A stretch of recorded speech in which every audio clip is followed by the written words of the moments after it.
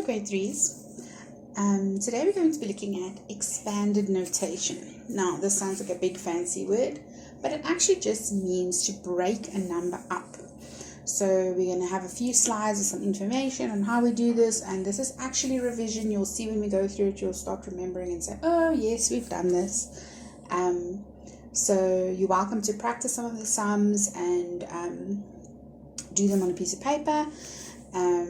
But we hope you enjoy going through this as a little bit of revision from what we've been doing over term 1 and term 2. Alright, so expanded notation is to write the value of each digit in its number value. So, in other words, you take each number inside the number and you write the number value or the place value of that number. So we would either say it is hundreds, tens, or units. So when we write number value, we're looking at a number. That's why we write 630 and 4. But if we're looking at place value, we write where they live, their place. So we put hundreds, tens, and units for this example. All right, so let's look at the following number. If we have 634, we've got 6 hundreds, 3 tens, and 4 units. But you can also write that number in 3 different ways. So these are some of the easiest ways to do it.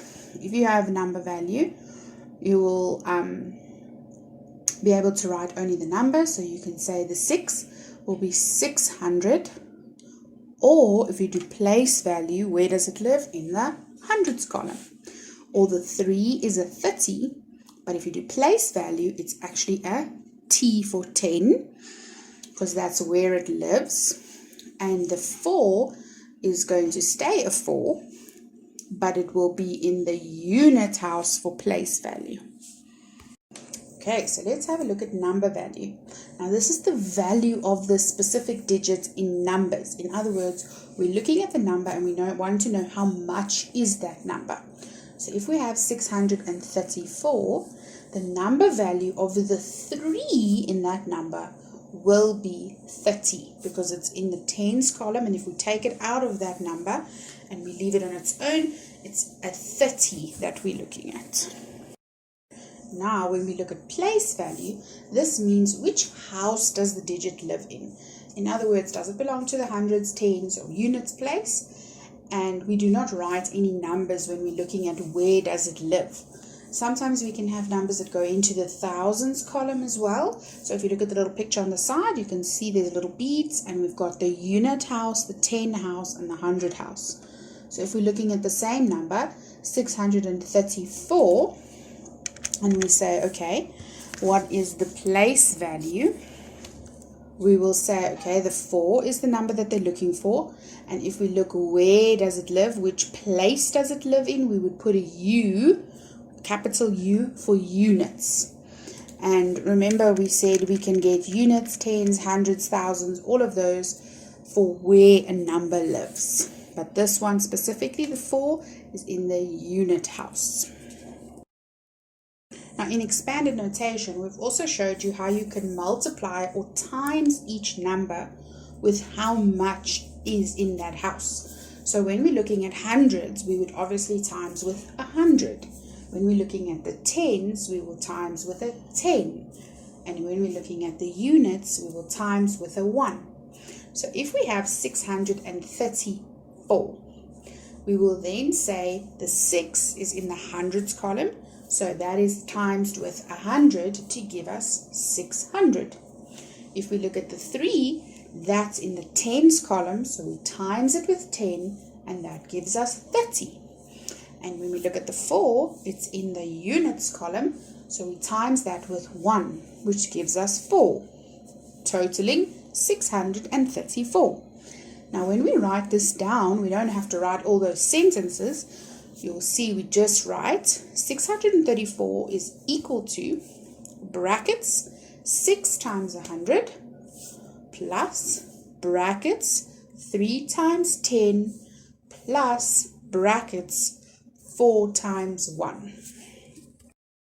So now we've learned that there are actually 3 different ways that you can write expanded notation. In other words, 3 different ways we can break up a number.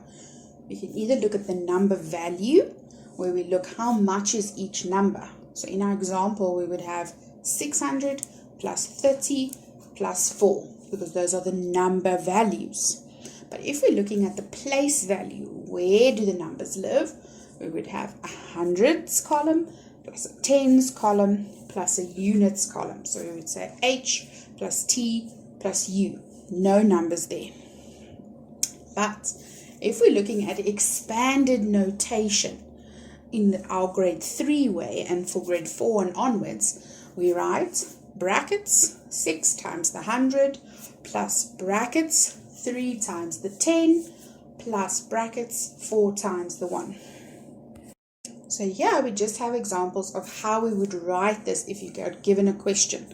So if they told you to write the expanded notation for 634 in 3 different ways, then you would write your number value of 600, a 30 and a 4.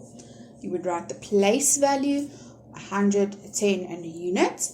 And you would write your expanded notation way of 6 times 10, 6 times 100, 3 times 10, and 4 times 1, to show them all 3 ways that we can break up or expand a number. Alright, so for this activity, you can work on a whiteboard or on a piece of paper or in your orange homework book, whatever you've got with you. That's fine to practice. But basically, you need to try and write the following numbers in 3 different ways that we've just learned. So we need to have our number value, we need to have our place value, and we need to have our expanded notation.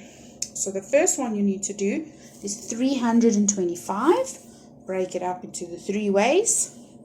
The second one is 905. Also need to break that one up into 3 different ways. And then 876. Once you've finished with this, so for now, first pause the video, do this slide, and when you've finished, you continue with the video, and in the next slide, you will have the answers. Alright, so let's quickly go through our answers. I'm sure you're super smart and you got all of them, or most of them, right? So for the first one, 325, if we're looking for the number value, the numbers are 300, a 20, and a 5. The place value, where do they live? Hundreds, tens, units. Expanded notation of them is 3 times 100, 2 times 10, 5 times 1. The next one, 905. The number values that we have is a 900, a 0, and a 5. The place value, we've got hundreds. We still have to put a T for 10, because even though there's a 0, we have to show that there's nothing in the tens place. So we have to say there is a tens house, it's just that it happens to be empty. And then our units, or our U for units. And then when we do expanded notation, we'll have 9 times 100, 0 times 10, and 5 times the 1. And then the last example, 876. Here we have number value again. What are the numbers? We've got an 800, a 70, and a 6. And what places do they live in? Their place value. They live in the hundreds, the tens, and the units column. And lastly, we're going to look at our expanded notation again. And we're going to say, okay, we've got 8 times the hundreds, we've got 7 times the tens, and 6 times the ones. So I hope you had a lot of fun doing a little bit of revision, and I know you all know this very well. If you made a few mistakes, don't worry, go back, try it again. You can use different numbers to check yourself. And hopefully this revision video has helped you a little bit to remember the 3 different ways that we can break up numbers.